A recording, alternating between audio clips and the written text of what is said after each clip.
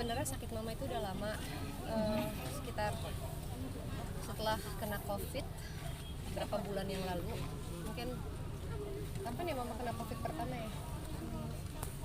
Tahun lalu kena COVID yang pertama.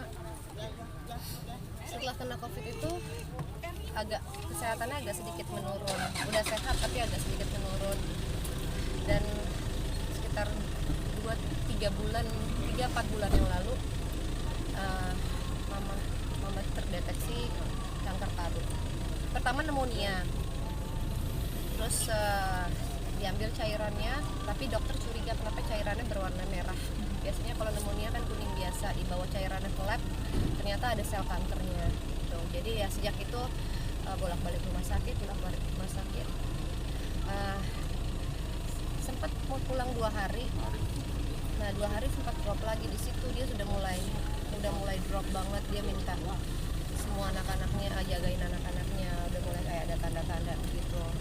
Nah ketika aku udah dapet kabar itu, aku langsung berangkat besoknya gitu. Terus ya udah begitu. Nah begitu ternyata pas aku sampai airport, mama ternyata positif COVID lagi. Jadi ditaruh di ICU COVID. Jadi memang nggak bisa diisolasi. Jadi aku sampai airport, adikku kabarin kalau mama positif COVID lagi gitu. Terus turun dari airport, aku langsung ke rumah sakit. Nggak bisa ketemu. Hampir setiap hari aku ke rumah sakit untuk bisa ketemu gitu. Tapi memang karena protokoler COVID dan mama di ICU juga, jadi memang aku nggak bisa ketemu. Nah terus tadi malam tuh aku tuh kayak nggak bisa tidur sih, emang kayak ada feeling gitu ya. Kemarin tuh aku hari Minggu dites, hari Sabtu dites, ternyata COVID itu udah negatif. Terus sama dokter ahli parunya juga minta tes ulang lagi karena nafasnya agak masih sesak. Ternyata kemarin sore hasilnya masih tetap negatif. Jadi memang, nah kemarin karena aku tahu udah negatif, jadi aku masuk mau ke rumah sakit lagi supaya kalau usahain bilang ketemu, karena belum dipindahin ke ruang biasa, jadi masih di ICU. Jadi aku memang belum bisa nemuin. Terus tadi malam aku kayak nggak bisa tidur. Terus pagi-pagi aku lagi mandi, susternya telepon kalau jantungnya sempat berhenti berapa detik gitu. Terus mereka lakukan pumping.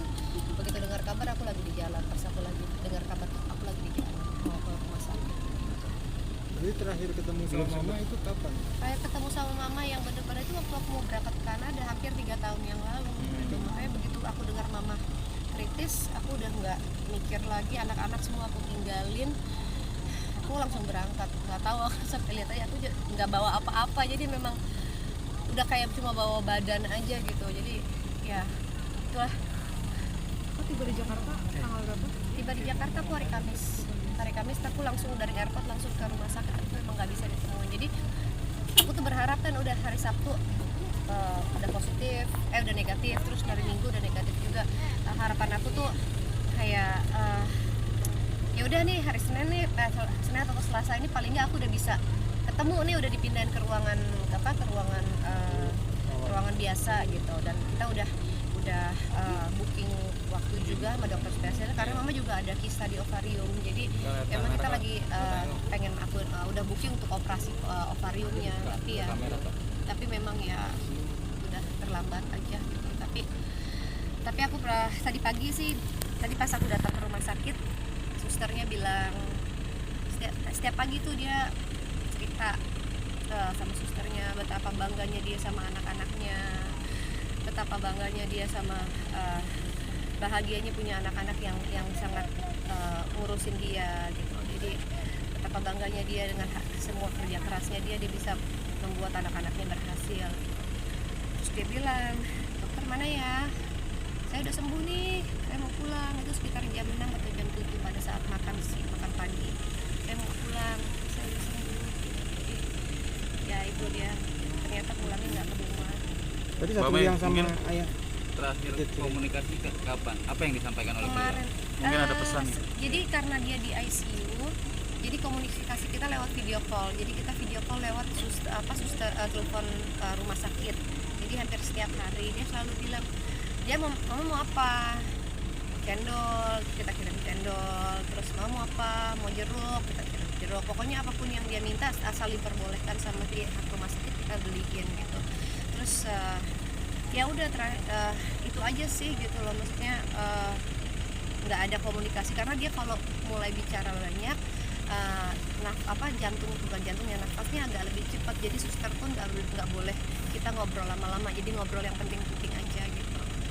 Karena kesepakatan keluarga satu liang sama ayah. Ya karena memang bukan, jadi aku sih sebenarnya jauh-jauh waktu papa meninggal ya 13 tahun yang lalu, memang aku bilang kalau memang mama memang sudah bilang mereka harus sama-sama karena memang cintanya mereka tuh luar biasa banget. Jadi pas tadi telepon aku suruh sama adik iparku tolong bilang liangnya satu liang sama papa biar cinta mereka bersatu kembali gitu.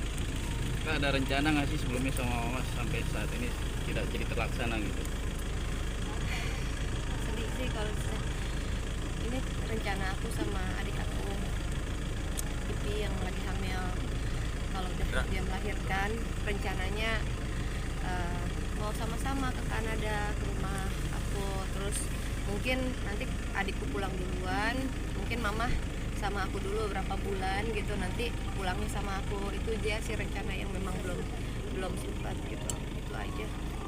Kamu mungkin kenangan apa sih Kak yang teringat, apalagi ini kan bulan Ramadan gitu ya, mungkin banyak banget gitu dulu sebelum berangkat ke Kanada? Sebenarnya aku lebih bukan kenangan ya, aku lebih ke nasihat beliau gitu loh terhadap hidup. Dia selalu satu hal yang aku tetap tanamkan sampai saat ini, dimanapun kamu berada tetap jadi diri sendiri, tetap berbuat baik. Biarin orang mau jahat seperti apapun, kamu jangan ikutan jahat, kamu harus tetap berbuat baik.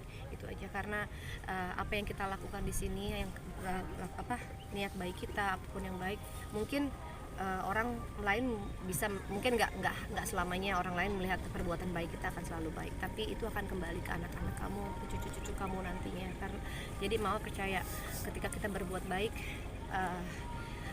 hasilnya juga akan baik, dan itu bisa istilahnya karma does exist gitu. Jadi itu yang pertama. Dan yang kedua, satu hal yang aku ingat banget sampai detik ini, dia bilang jangan berhutang. Itu aja, jangan berhutang. Kamu nggak punya duit, nggak apa-apa, makan nasi sama sambal di rumah nggak masalah, yang penting kamu jangan berhutang. Itu aja yang pokoknya sampai detik ini alhamdulillah semua kata-kata mama itu aku masih tetap ingat sampai saat ini gitu. Oke. Terima kasih. Makasih.